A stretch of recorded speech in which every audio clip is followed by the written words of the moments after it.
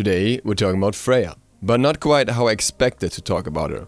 The original plan for this video was to just make a simple build guide based on a build that ZiSotto brought out recently for her. However, things went a bit weird the moment I actually tried her in game. There are always two components to a build. One is the on-paper form of how it should work, and the other one is the real-life application, the execution. And in this case, I have to say the execution failed. But I would not necessarily blame that on the build. We'll still talk about the build, or build options rather, later on, but let's begin with the changes to Freya indirectly rather than directly. There were a lot of changes in the most recent patch, and none of them were to Freya directly, but a lot of them affected her. First of all, Freya is a god that to some degree functions through her lifesteal. Now, lifesteal has been something that has been weakened as of late anyways, due to the fact that a lot of people get a bracer, and bracer is countered by anti-heal, and anti-heal also happens to counter lifesteal. So people are building more anti-heal, making Freya's lifesteal a little weaker. That's something that's worth keeping in mind. Not the main point of this patch, but in this patch we also, in addition to that, saw a buff to Thorns. Shield of the Underworld, as it was known at some point, and Thorns now has 50% anti-lifesteal on it as soon as you upgrade it. Something that is very much worth considering if you're building against a Freya, who usually has a decent amount of penetration and also has magical damage, which you will typically not have as much protection against if you're, for example, a soul lane warrior and you're not against a magical opponent. So there's factor one of something that works against her in the newest patch.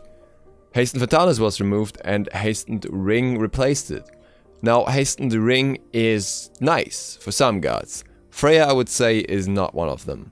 First of all, Hastened Ring significantly emphasizes on the power part of it. Power is something that doesn't work all too well with Freya.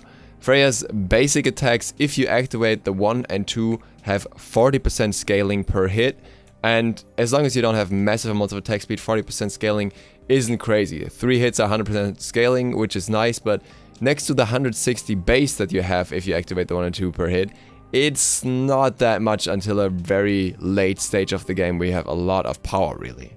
It literally requires you to have 400 power to even go even with the base damage value of the basic attack here. The ultimate, when hitting all shots, has 140% scaling. It's not impossible to hit all shots, assuming the enemy doesn't have Aegis, but you have to keep in mind that this is just her ultimate and that's not her main damage tool. So her overall scaling in her kit is rather low unless you have a lot of attack speed that gives you more hits, but if you have a lot of attack speed you won't have as much power in the first place, kind of going in circles here. So 50 power on that, yeah, it's alright. The flat pen was probably better, just getting your normal base damage of the abilities through, which in most situations gives you more for Freya. Also, you have to keep in mind that Freya's highest potential was at times when Hastened Fatalis was a very different item from now. For the longest time, and for the longest time when Freya was a popular pick, Hastened Fatalis wasn't touched by hunters yet, and it had 30% attack speed, 10% movement speed, and the haste effect for 2,140 gold. So it was very accessible. It was so cheap that it was acceptable to build it before boots on Freya specifically. It had more attack speed than now, it had more movement speed than now, and the haste was unconditional. If we look at the new Hastened Ring, we have a more expensive item, 160 gold more, which is not drastic, but it's still more gold. We have 5% less attack speed, which is kind of compensated for by the power, but also means that she has to look for other attack speed options, as any cutoff in attack speed that she gets really hinders her. Freya gets a lot of her damage through attack speed, because that means she gets more hits with her 2 and 1 active out, and if that's not the case, if she doesn't get more attack speed, she will automatically lose a lot of damage. And then obviously there's the changed haste effect, which means it only procs once every 30 seconds, which does not quite feel enough. Originally I thought it might be enough, and for other gods like Ao Kuang, I feel like it feels more sufficient, and I would say for Sol and Kronos probably too, but for Freya it just feels awkward if you try to get more than one target down, and you will really have to wait out that Hastened Ring. But that's not all. Hastened Ring is not the only item that lost attack speed compared to its very much older version, or lost the flat pen, but a lot of other items also lost their attack speed. A lot of the rings that we previously had, which weren't necessarily built a lot, but still, they lost attack speed. Another item that lost attack speed is Demonic Grip, in favor of movement speed. But again, the attack speed items that you would typically build on Freya were Demonic Grip and Hasten Fatalis, with both of them losing some stats that were beneficial for her, depending on which patch you want to look at here, and with both of them in total definitely losing at least some attack speed, this quickly becomes a problem for Freya. On top of that, we have loads more damage reduction relics and Horrific Emblem becoming more viable, and this is especially important in combination with the changes to Hastened Fatalis or Hastened Ring, because if those damage reductions get used when Hastened Ring procs, it means that the only time that Freya can really deal high damage with very low repercussions, she will be shut down much easier. She will maybe not be able to kill her target due to the fact that they have more damage mitigation, and after that she is a sitting duck basically. But there are also some positive changes for Freya. Vampiric Shroud gets 10 physical protection, and it also procs on minion waves when you deal damage to them, meaning you can proc it on the full wave with your 2 if you hit them in 2 different hits. This is a nice benefit and makes laning a little easier for her, makes it a little safer at least. Toxic Blade is introduced, which is a nice item overall with some penetration, some attack speed, and the healing reduction. Though I will say that I feel like the stats are a little situational and it doesn't really make sense to pick this up against every comp. Likewise, the change Witchblade also has some viability for her, is generally a decent item, and especially the fact that this is one of the few that actually gets an attack speed increase is obviously a benefit.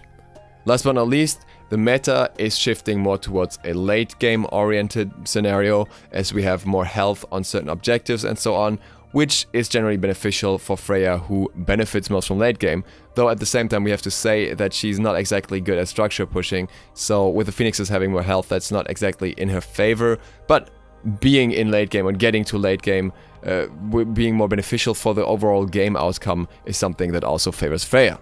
Now, before we get into the builds, there's something I need to point out. Every single attack speed item for mages that we have at the moment has movement speed. This goes for Demonic Grip, this goes for Hastened Ring, this goes for Toxic Blade, and this goes for Witchblade. All of them have at least some movement speed on the item on top of the attack speed. So if you're looking to build attack speed items, which you should on Freya, you will automatically get movement speed. This is what ZiSotto's idea was based on, this is where his build came from, and his attempt was to start with Witchblade in lane and then progress into other items with that benefit of getting movement speed that way.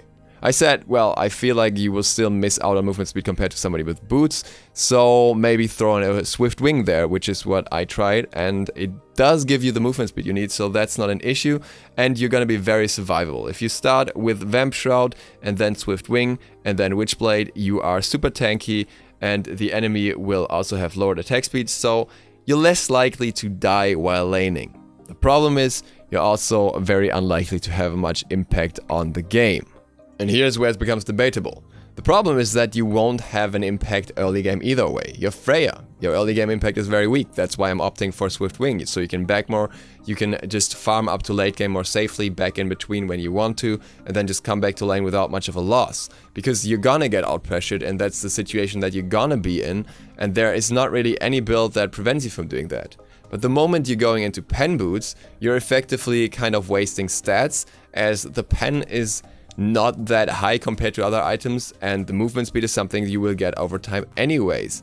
So you could consider selling the pen boots late game. I, for example, when I ran jungle, I still built pen boots simply because you need that early movement speed more there, and Swift Wing doesn't really offer the same in that regard. In lane, I feel like it's actually acceptable, but neither of the builds really gave me the impact that I needed in order to feel like it's worth playing the character.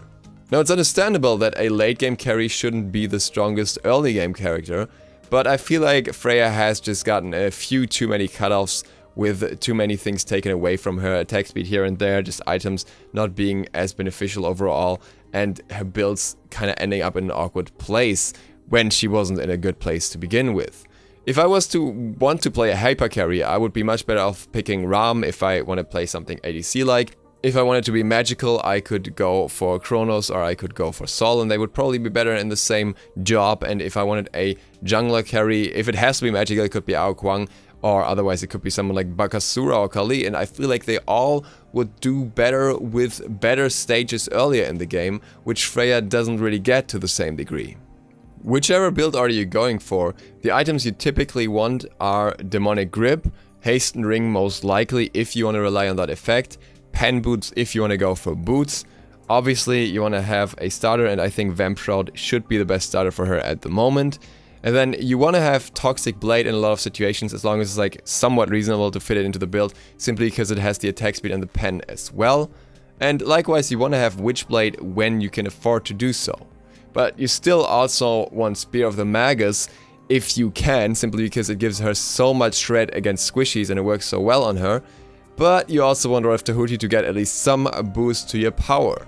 And realistically, if you really want to have chase potential, you might want to opt out of Hastened Ring and go into Gem of Isolation instead, which kind of works a little bit better from what it feels like at the moment. But that also means that you're sacrificing attack speed again, and you have to find the attack speed elsewhere, and that overall makes it very, very complicated to find a complete build for her. You have the items now, but in which order you build them, in which place you build them, is kind of up to you as long as you focus on some attack speed first. But either way, I feel like the impact that should be there is not quite there for Freya at this point. Obviously this is subjective and I'm most certainly not a Freya main, but I do believe that there is something that should be looked at least when it comes to Freya, regarding all the changes that affected her without her getting any compensation for it. I am not a fan of Freya metas where she's very high up, because she can be very, very frustrating to play against when she has stronger early phases of the game, but at the same time she is a little bit too pushed down even for my taste at this point. With that, thank you guys for watching. Hope you liked this, hope this was informative and interesting.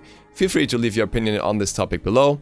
If you're not subscribed yet, feel free to click that sub button and maybe the bell, it really helps me out. Other than that, see you for the next one tomorrow. SLOTH, out.